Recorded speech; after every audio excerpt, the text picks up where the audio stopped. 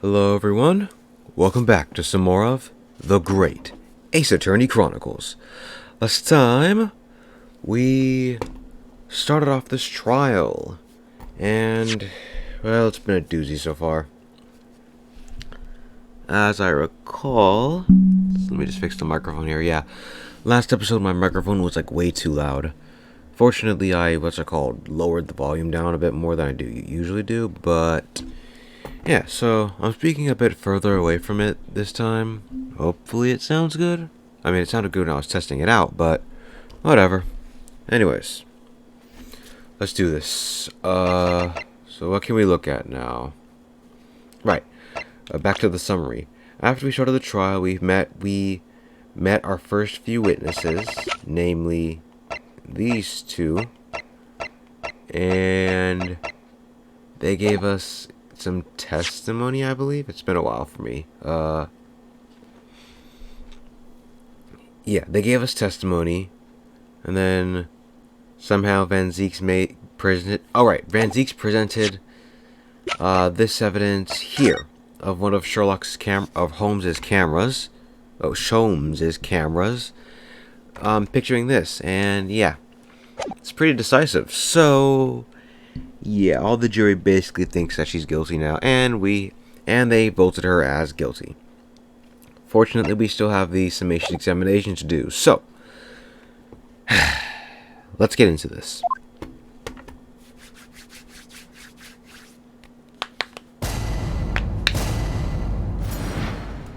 Alright, the jurors' contentions.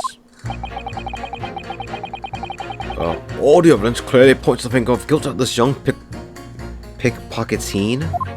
Okay. As a housemaid, I should like to see all filthy eyesores promptly and rigorously eliminated. I think you'll find that if you look at the photograph in the stereo, the truth will just pop out.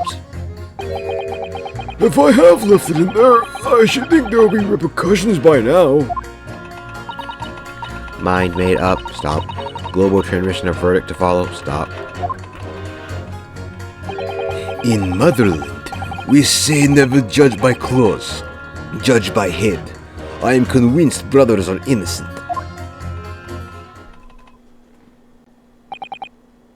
The circumstances of the crime and the evidence do indeed implicate the defendant rather comprehensively.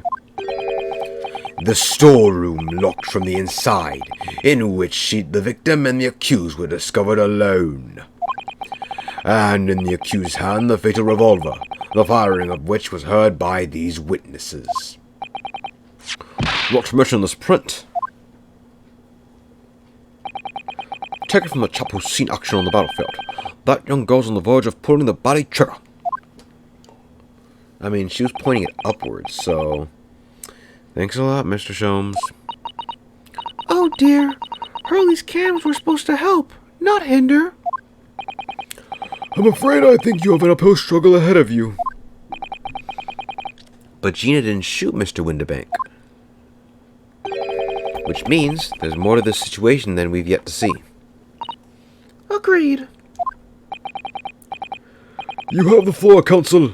Proceed with the summation examination.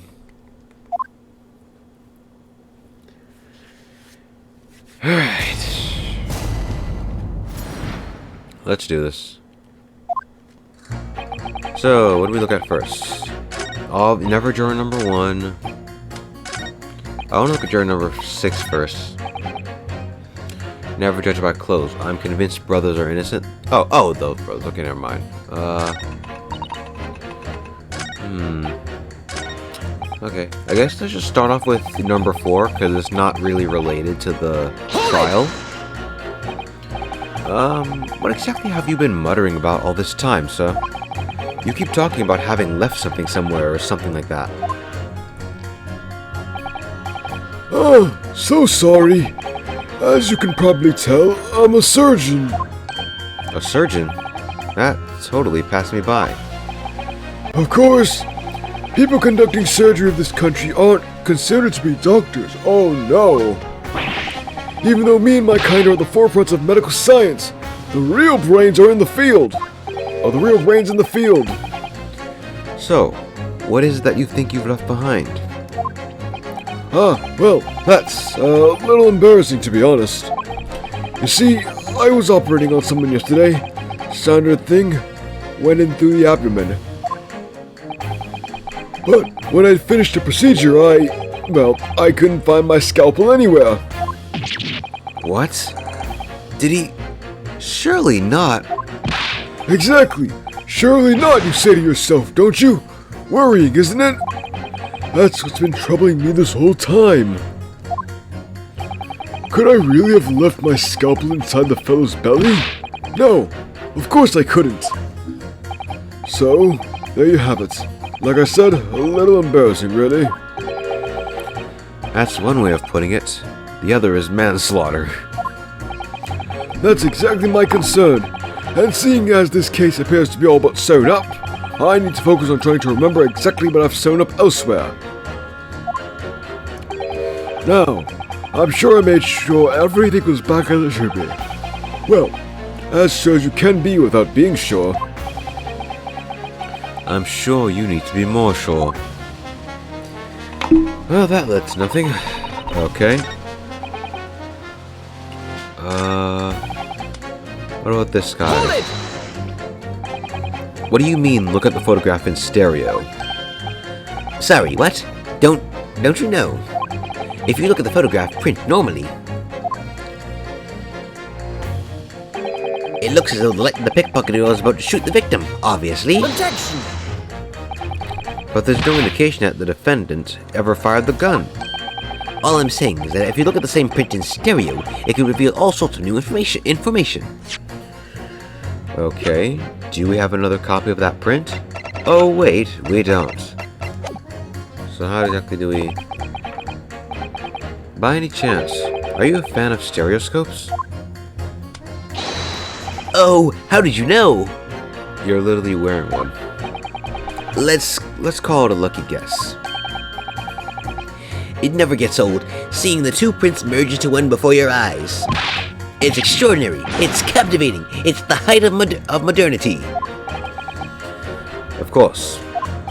Oh yes, I think you'll find that the stereoscope is here to stay, giving us new perspective on what we can only dream of before. It's the greatest invention the world has ever seen. If only it could give me a new perspective on this case, I might agree with you. Great, that meant nothing. What about you, number 6? Trial will be over. We know that he would never shoot anyone, yes. Alright. I guess we'll just have to do what we can. Let's talk to number 6. Hold it! Please tell me you're not Vilen Bolshevik, the Russian revolutionary? Revolutionary? I believe there is such rumor. It's just a rumor. As you see, I have unfortunate appearance. I look like vicious criminal. Your words, not mine. Just want to point that out. People call me revolutionary, murderer, autocrat. And which glove fits? Good day. I am visiting London for sightseeing. I would like to take bus to Crystal Tower, please. Right. That didn't sound staged at all. You'll forgive me for having my doubts. To be treated like vicious criminal all the time, it is very painful. What people do not realize. So, I have much sympathies for these brothers. People say they are criminals only because of how they look. The Skulkin brothers?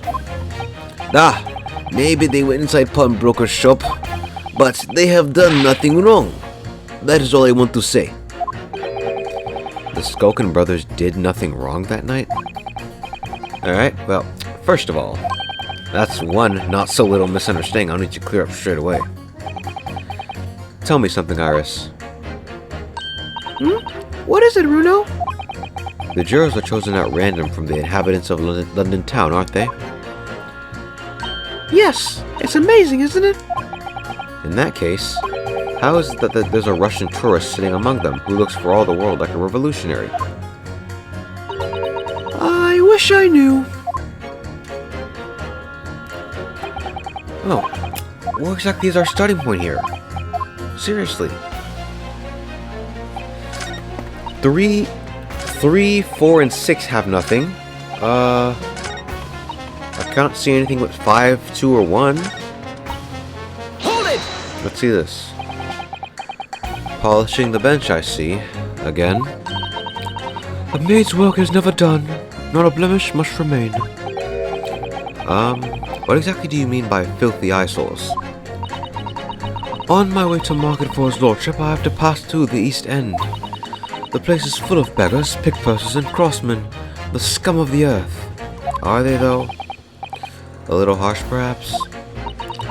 Let me be plain. If it were up to me, all those back slums would be made a spick and span or eradicated. At least we have people like the Great Detective working to achieve these important goals. Hold up. If we eliminate the Great Slums, I mean, where exactly are all those people supposed to go? It's not like they can just all up and get a job. I mean, not like many, whatever. We'll hire them, whatever. You're referring to Mr. Herlock Sholmes? That's right. I like to keep abreast of his exploits by reading Rance magazine in between my duties. He does wonders cleaning up London streets. In my opinion, he should be declared an honorary maid of the capital. Mr. Sholmes, a maid. It's really quite unforgivable. Gutter scum having the audacity to shoot our very greatest detective.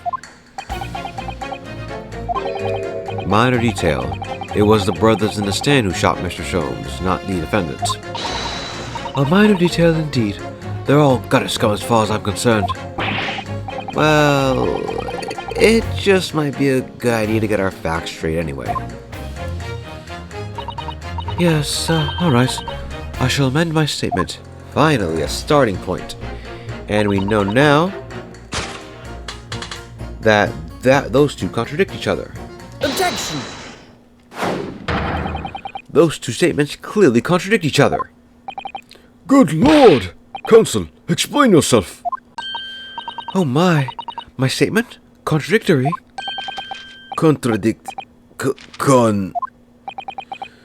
Juror number 6, you've got the wrong end of the stick. I do not have stick. I have mouse. As juror number 2 said earlier, when the Skulkin brothers fled the scene on the night in question, they fired a shot from their revolver. Yes, they shot poor Mr. Sholmes in the abdomen, I understand. Surely you're not going to tell the court now that you didn't hear. Abdomen. A-B-D. Sir? Sorry. My English is still learning. You are telling the court you didn't hear.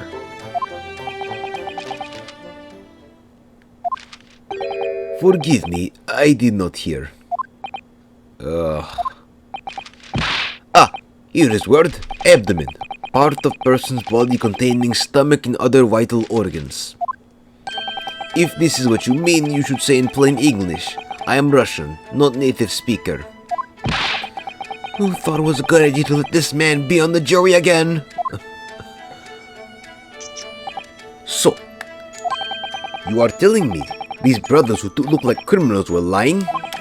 They said before, we never done nothing, but truth is, they shot detective. This is double negative. Yes, that's exactly right. Lying is wrong, especially when lie is said by a person who looks like criminal. Coming from you, that seems surprisingly prejudiced. This means, when they said we never took nothing, maybe it was also big faith lie. Is this true? Well, according to the police reports, no stolen goods were found, so... Enough! I trust no one now. It's not the mouse's fault, though, sir. I must see with own eyes. I must investigate crime scene myself. I'm afraid that won't be possible. Yes, it is, Runo. Easily. Sorry? With the prints from Hurley's red-handed recorder. Ah, If you compare the print that pictures Ginny and the next print from half an hour later, you'll be able to see straight away if anything was taken or not. Cooey, Mr. Prosecutor.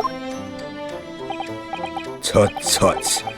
Calling on the prosecution in the middle of a summation examination of all times. The print showing the accused threatening the victim after she broke into the shop is this one. Following this, the victim and the accused moved into the storeroom.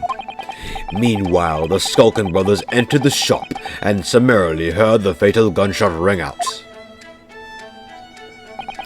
Sadly, none of these events were captured on film.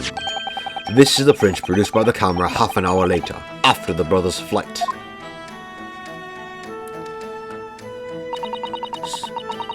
so this was taken out. So this was taken after Hurley was shot then. Huh. Interesting. Compare that to this one. Okay. Huh. Oh wow, I didn't think... Wow. I didn't think they put it that far back. Okay, sorry. I just saw something as all. You'll see later what I mean, but wow, I literally did not notice that. So wow, they did cover all the bases, huh? Alright, now then. As far as I can tell, nothing has been taken. That does seem to be the... Nope, something was taken. If you didn't blink, something shifted, I think, right? I can't notice anything that's obviously missing in the second print. So, the brothers who look like criminals told only one lie. They shot men, but they stole nothing. It would seem so, yes. Good. No, not good. You were right. I did not understood situation. Now I know brothers have lied. I think it is very important to continue with trial.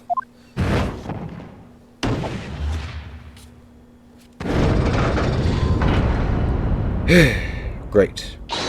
Yay! Well done, Runo. The balance is shifting. Yeah, by one. Well, it's a start, I suppose. But there must be more in what these jurors are saying that I can use to expose the truth. And if I can do that, we just might turn the situation to our favor still. Right, and now that we have the second photo, we can make use of it, easily. If we head back to juror number 3, we have 2 photos that taken from pretty much the same place, so... Hold it! We should be able to look at everything stereoscopically. Objection! The same print. By any chance, are you a fan of stereoscopes? Yes, okay.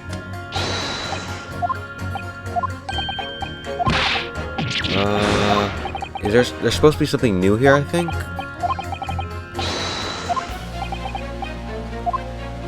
No? Yeah, bro? No? This should have been something we could look for. Whatever.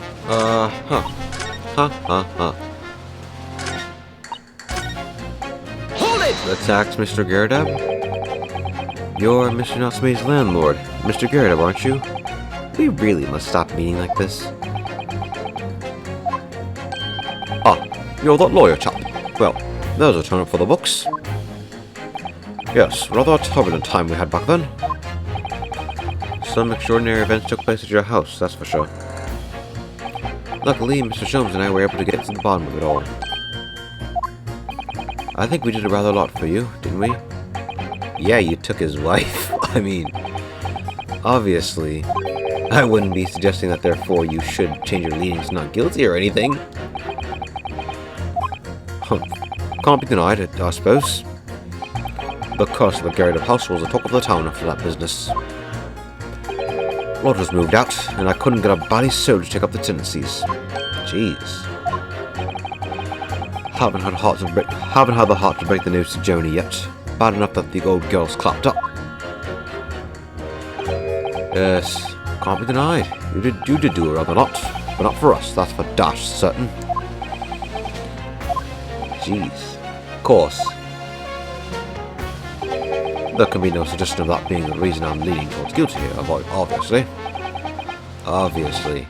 But honestly, I really wish he'd pay more attention to the trial, and less to juror number 2. Yeah, bro?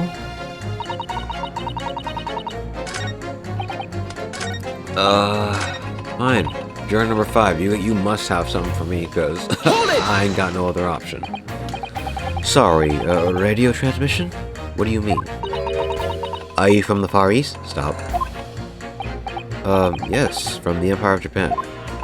All communication with Far Eastern nations used to take place by mail. Royal Mail steamers take more than a month to complete the journey. Oh, but now we have the electric telegram, so we can send messages using electrical signals. Thousands of miles of cables have been laid along the ocean beds, connecting the entire world. How? No, really, how do they lay thousands of miles along the ocean? Thousands of miles of cable on the ocean bed? It makes my head hurt just thinking about it. You are well informed, young lady. But cables will soon become a thing of the past. Stop. And just when I was starting to catch up. Radio transmission is the future. Stop. Messages carried over airwaves to 4 corners of the globe. Stop. Excitement growing. Stop. Atmosphere electric. Stop. Right. Try not to wear out your fingers. Era of wireless telegraphy. Stop. Driving technological revolution. Stop. And people say inventions like the stereoscope are the height of technology. What utter piffle. I can't understand it. I really can't. They're just silly toys. What was that? Number 3? Excuse me! Juror number 3. Sorry to interrupt when you're obviously fuming, but... What? Do you perhaps have something to say about juror number 5's latest remark? As if I couldn't guess. Oh, you bet I do. Say that again. Go on, I dare you. Goodness, are you talking to me? I think he just might be, yes. You think stereoscopes are just toys, don't you? Huh? Absolutely. I mean, really, a machine to view photographs in 3 dimensions? Why on earth would you not just use your eyes to look at the world around you? It's all 3-dimensional. What a great way to appease the man. No, I'm sorry. Stereoscopes are of no practical use at all. You just don't know! Pardon? I think you'll find that viewing a photograph through a stereoscope can unlock all sorts of possibilities. I'm obviously going to have to demonstrate. What sort of possibilities are we talking? Well, take a crime scene for example. If you had a pair of photographs from a crime scene that you could view through a stereoscope, it could reveal hidden clues you never even noticed before. What? Have you got any, Bruno? Any prints we could look at? Yes, we do. How about this print here? It should do the trick, I think. If we use the 2 photographs of the same crime scene, we can see that if some stuff was moved. Alright then, juror number 3. Are you saying you can do this with any 2 suitable photographic prints? Of course I can. Very well then, I'd like you to demonstrate. I'd be delighted to. Just give me one more print and I'll amaze you all. Take that! Get the other one. Alright, these 2 prints were both taken with the same camera and window banks on the night in question. Yes, I see. Tell me, Mr. Lawyer. Do you know how stereoscopic images work? Do you understand the principle? Well, I think so. I did have a lesson only yesterday. The left and right eye images need to be the same, only with a slight shift in the positions of some objects. Then, when your brain merges the 2 images together inside your head, it notices the shift as if it were depth. Yes, exactly. It's that small shift between certain objects in the 2 pictures that's really important. So, what happens if you use two photographs that are exactly the same then? No, obviously that wouldn't work at all. Not for seeing the scene three-dimensionally, anyway. Oh! Oh! Of course! Now I see! Ah, I think the young girl has discovered the secret. I have! Yeah? Can you uncross your eyes before you tell me? Have another look at these two pictures from Hurley's camera, Bruno. Go on. Alright. Can you see that there's a really obvious difference? Well, yeah, but okay, first off, if you're watching this on a cell phone, view this stereoscopically now. Just, you know what I said before, cross your eye, put it right in front of your face, cross your eyes, and so on. I'm going to take my Switch out and do the same thing, because it's actually a really nice effect. There's actually something interesting you'll see. It's going to be a bit confusing and a bit weird to see at first, but let your eyes adjust a bit, you'll see it. So, and we're back. Okay, so what you should have seen, or should be seeing, is the images look a bit weird in that Gina and Mr. Windibank are a bit faded, as well as the lamp in the bottom right of each photo is kind of like a broken and fixed at the same time. Well, look a bit more up towards the scale. You'll see that something looks weird about it. Look a bit below and look at the photograph. That photograph is in 3 dimensions, and the scale looks a bit weirder as well, also in 3 dimensions. I believe as well as the book, I think. Yeah. And the reason for that is because these two pictures are not exactly the same. They are a little different. Stuff was slightly moved out of place. And because stuff was slightly moved out of place, it creates a stereoscopic effect on those individual things. Essentially, what they just mentioned was that to view things stereoscopically, in other words, to view things with depth, they have to be shifted slightly, right? Well, if only certain things are shifted slightly, then only those things will be viewed stereoscopically, or with a 3D effect. Yeah. Sorry. Of course there is. There are 2 people in the first and no people in the second. Well, yes, you can see that straight away. But now, try looking at the pictures in 3 dimensions. Alright, I'll give it a go. So, to start with, you have to cross your eyes, and then try to make the 2 pictures overlap.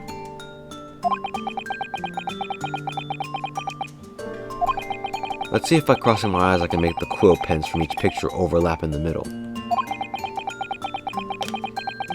Oh wow, yeah? They don't show you at all? Really? I mean, I guess it would be too obvious, but like, what happens if you don't know how to cross your eyes? Do you just fail the minigame?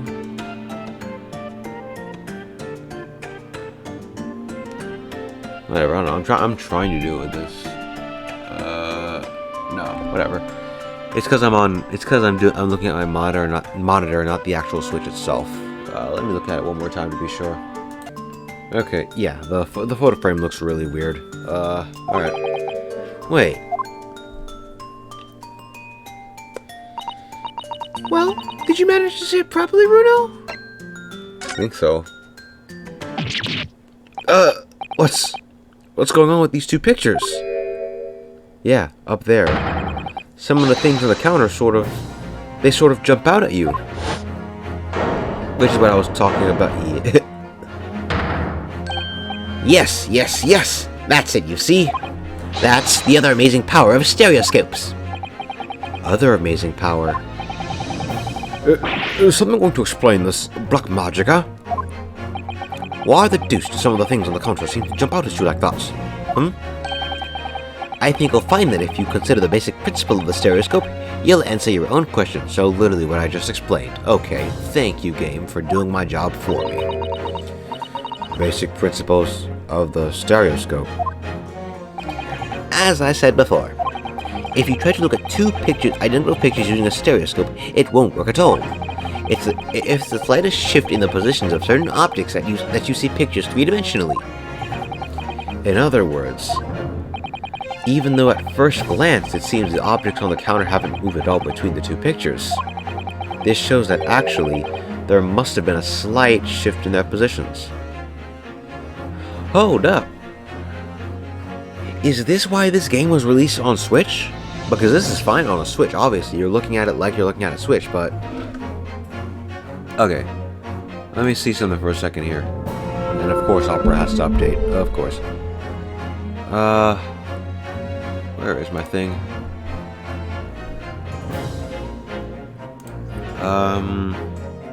The Great Ace Attorney Chronicles. Sorry, I'm just... Oh, it is literally... No, it's on PS4 and Windows. Yeah? It's on PS4 and Windows. Wait, but then how are we supposed to do Case 5? Like, if we're on PS4, I mean, you can get, I guess you could use a guide, but seriously? Okay. That's weird. Huh, I didn't know it was also released on PS4 and on PC, or on Windows. Interesting. Alright. This shows that actually, there must have been a slight shift in their positions. Yes, there must have been. Now hold fire there, sir. Got a reasonable grasp of the whole cross-eyed business now, I'd say. But why the devil does this shift between the two prints exist in the first place? Well, what's the answer, Fido? Come on, you're the cross-eyed master. Master? What, me? I haven't the first idea. You know, Runo, it's quite simple.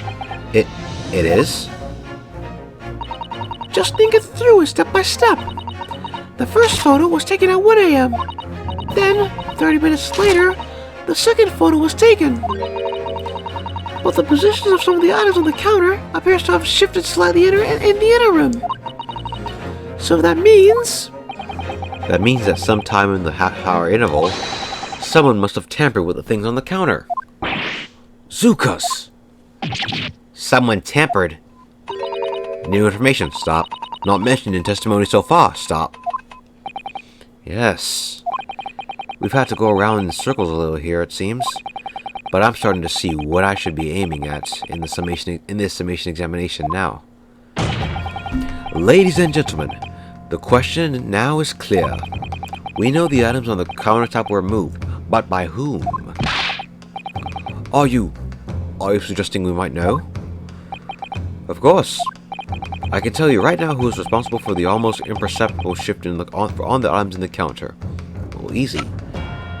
It's the two brothers that say they didn't steal anything. Take that! Has to be. It was the witnesses currently in the stand, the Skulkin brothers.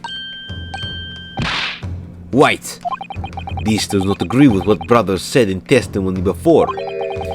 They said that they did not even have time to pull dukes from Lucy Lockets.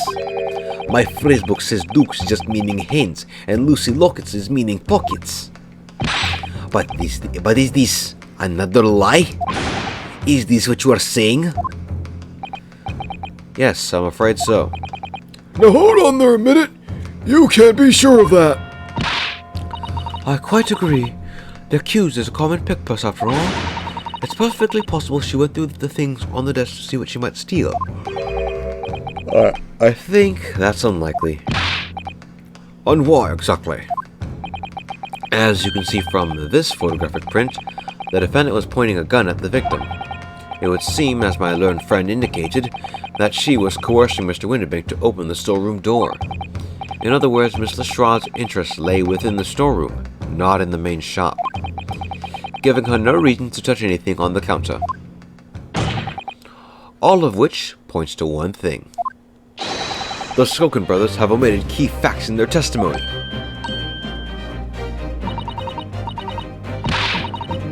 but the accused is a pickpost.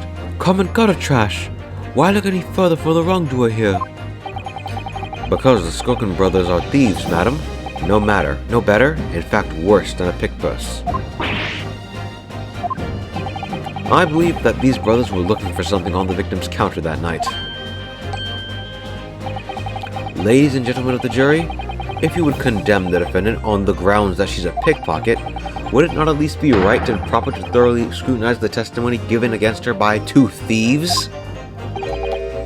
Well said. I, for one, would like to hear more from that shady pair.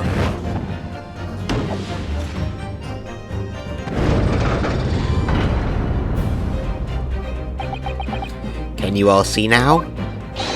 I think you'll find stereoscopes aren't playthings. You've seen their extraordinary potential firsthand.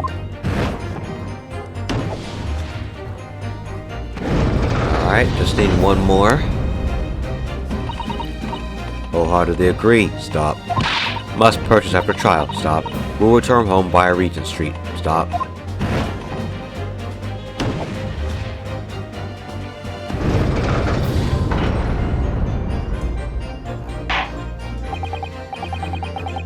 Well, it would seem this trial has yet to run its course.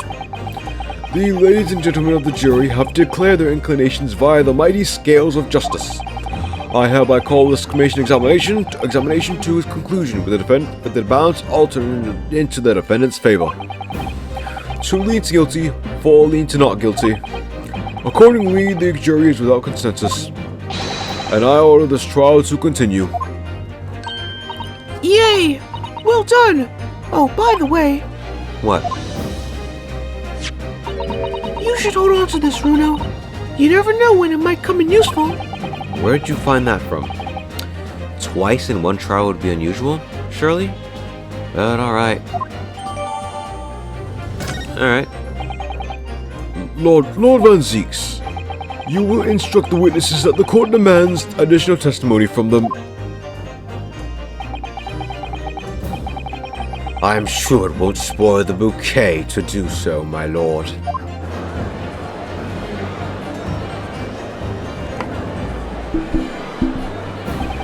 I've won myself another chance to probe that pair about their activities that night at least.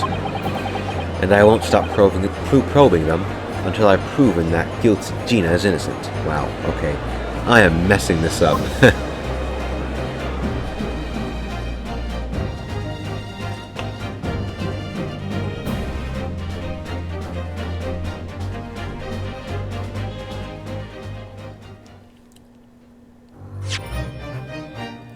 Yeah, sure, let's save our progress. In slot 4.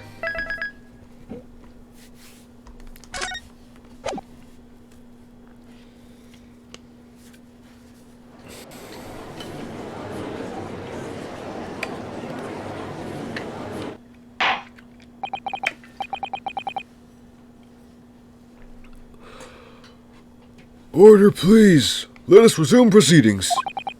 Witnesses, you will now retake the stand.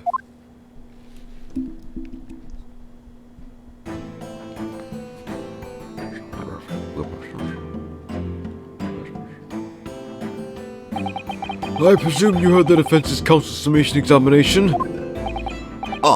Yeah, Governor. I did, Gov, I did. Mr. and Mr. Skokin. Claw, blimey! This is going to be a hard work. Earlier in the trial, you gave the following testimony about your actions after you entered Windibanks. Well, if it was bedlam soon as, weren't it? It was, Nosh, it was. Didn't even have time to pull my dukes on my lucid lockets. However, that was a lie. You brothers... Claw, blimey! On the night in question, you rifled through the items on the victim's counter. We never nothing of the sort. How'd you figure that out?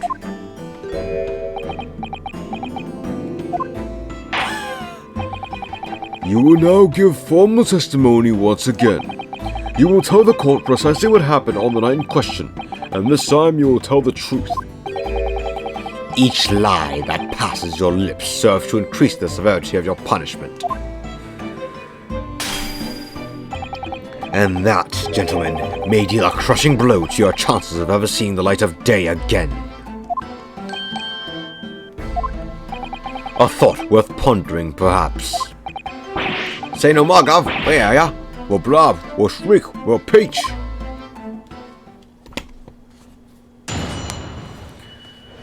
Alright. Illegal entry. The whole truth. Alright, we did knock a few things over, but we weren't rifling for nothing. It was when we had the gunshots, see? Made us both jump, and all that stuff went flying. Lummy, you didn't have to give half a fright. We was taking it at the shooter to come out the door and get us next. We stuck everything back where we found it and scrapped it. Straight into him in the black. We couldn't have shot the pawnbroker, see? We never even had a chance, did we? So you admit to the defense's accusation. You did indeed ransack Mr. Winterbake's countertop on the night in question. Not ransack, Governor, no. That's right, that's right. It's more like we tied it up, yeah. Sorry. By their own admission, these brothers entered the pawnbrokery under dubious circumstances. However, they panicked and fled on hearing the gunshot, having first made good their mess. The way you say that, we hardly sound like roughs at all. We don't, Nash. We don't. Can't he make us sound a bit more cutthroat? It just can't be coincidence that these men showed up at Winterbank's that night. There's more to their testimony than meets the eye. I'm sure of it. They're Transformers. Illegal entry. The whole truth. Alright. Weren't rifling for nothing.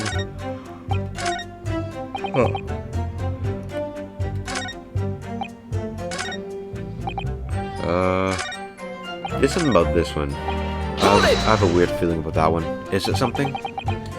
So, what you're saying is... the sound of the gunshot shocked you so much you knocked all those things off the counter? How? Well, it shocked one of us that much, yeah? This bag of nerves needs to learn to keep his shirt on. Look, it was that, alright? Blimey, my dead granny would have woken up at that bang. Big brother has screamed like a bloomin' baby. He is, and fell over on the counter. He knocked over a load of books, a counter stick, and some skull whatnot. That got tangled up in some marionette. What knocked over a picture frame? What then knocked over some scales on the floor?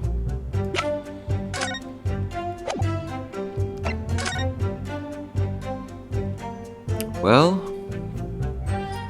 that is all consistent, alright. You've really mastered working quietly then. What a racket! My granny would have been scared back into her grave at a clatter like that. So in short, the gunshot took you by surprise. And then some. I mean, it was quieter than us, and then all of a sudden, BAM! Excuse me! You have something to say, Thud Brother? Inspector Gregson, do you have something to add? Like I keep saying, I don't appreciate being lumped in with these scoundrels. No. Something to add about their testimony? You seem to react just now at what Mr. Skulkin said. Did it make you think of something? It's probably nothing, of course. I wouldn't even bother to mention it. Only, well, the fact is, cases don't get solved if you know the little details. How about you just tell us what's on your mind?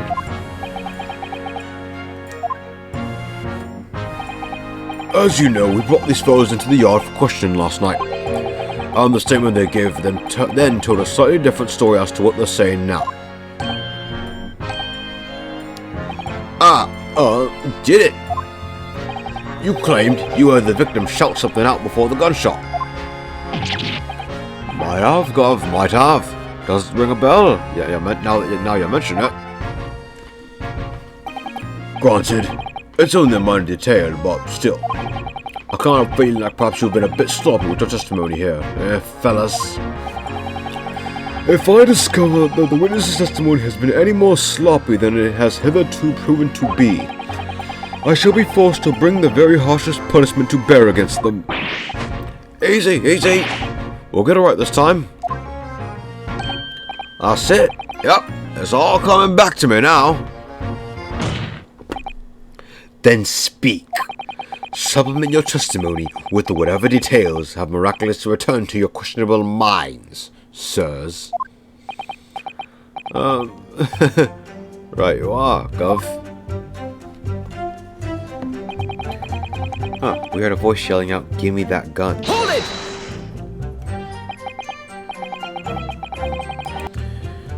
So in fact, you heard the voice and the gunshot almost simultaneously? We did, Gov, we did. Although, I suppose if you're being honest, we had a kind of wavering voice before the yell and all.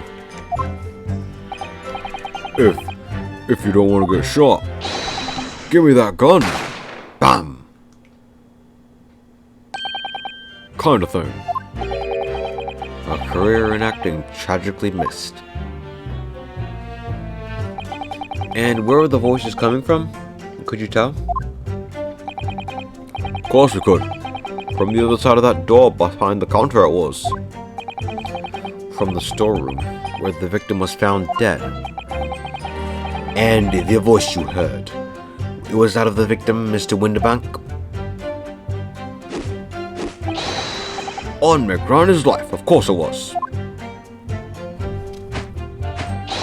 On his granny's life, of course it was. So, that would mean that you both knew Mr. Winterbank and the sound of his voice. What? What, Nash? What? Any ideas? Yes, Counsel, indeed it would.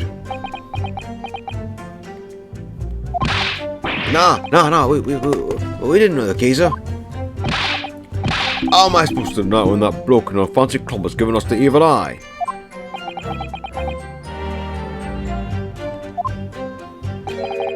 If you value your lives, you will ensure your testimony is accurate and true.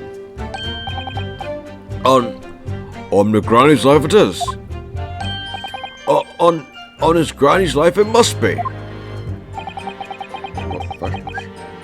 It's a good job his granny's dead.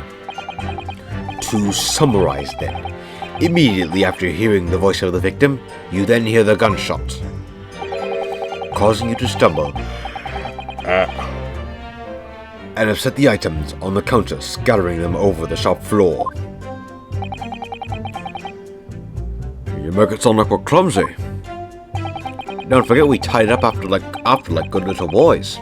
Anyway, the way I see it, the local uncle to hold the gun. So he should have just fired instead of yelling at the girl. Was he holding the gun? You're saying that Mr. Winterbank had a gun in his hands?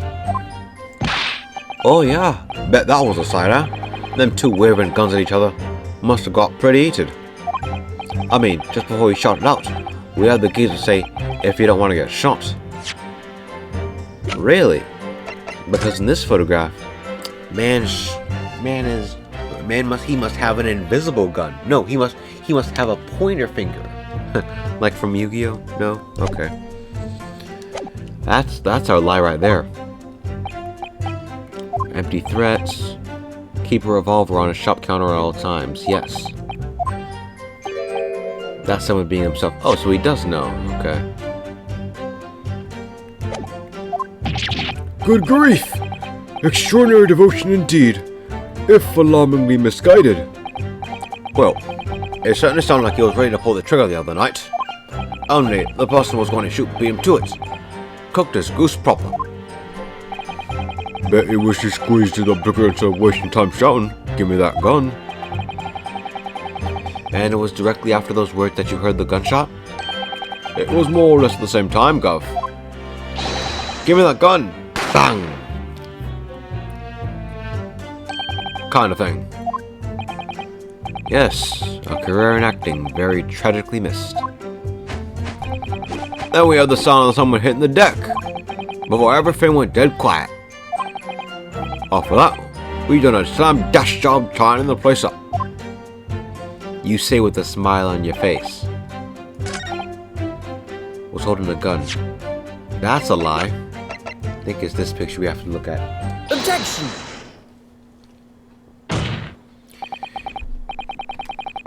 You're saying that on the night in question, the victim, Mr. Winterbank, was wielding a gun. Is that correct?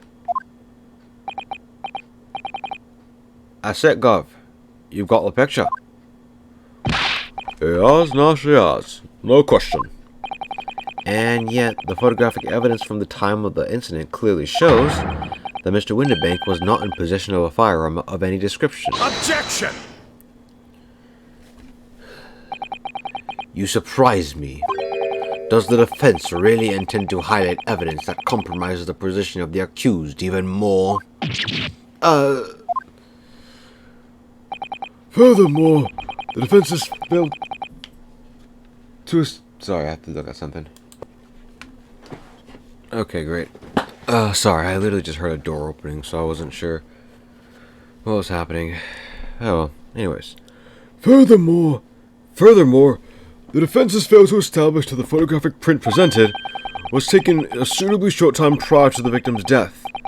Your chronology is severely lacking, counsel. Yeah, that's right. You're right now. You're right. Bill Geezer could have been about to turn the tables on the girl, huh? Hardly likely. No, I'm afraid this won't stand as conclusive evidence.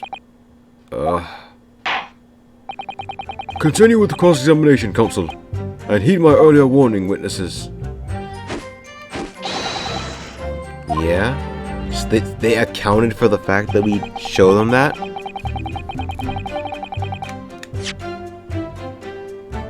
They accounted for the fact? They accounted for the fact that we would show this picture? Interesting. And we didn't even get like a penalty or nothing. Wow, okay. Interesting. Wow, huh. They literally just told us, why would you present evidence that would highlight the accused?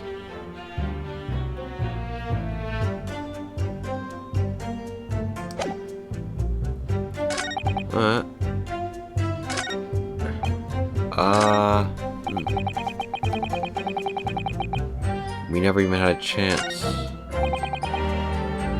Hold it! Alright, let's look at other stuff then, I guess. Yes, whereupon you'd fired a shot from your own gun at Mr. Herlock Sholmes. Oh, yeah, we was a bit hasty there. We was not, we was. Truth be told, I was already shaking like a leaf when you lot turned up. If you're shaking like a leaf, don't put a loaded gun in your hand. Good advice, miss. Good advice. Truth be told, my mind went totally blank. Before your mind goes totally blank, make sure you don't have a loaded gun in your hand. Matter not made, miss. After that, we legged it on the street, but apparently we looked dodgy to the coppers or something, so they clapped the darbies on us like winking. And after you'd been handcuffed, the police found this revolver in your possession, correct? Well, yeah. But listen, that proves it, doesn't it, huh? We couldn't rush with the pawnbroker, see? We never even had the chance, did we? Let me look at that gun again. Maybe there's something to it.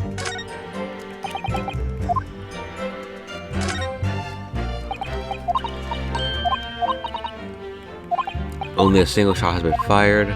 That's it. Anything down the barrel? I don't know. Oh, okay, yeah. So same thing. Never mind then. I thought we'd be able to find something.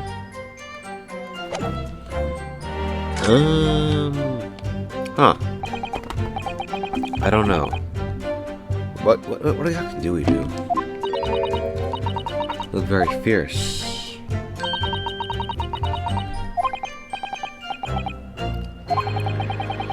As you'll think you'll probably laugh, but I feel as though these brothers are still hiding something important. It's nothing more than a feeling, though. I have no proof to support it.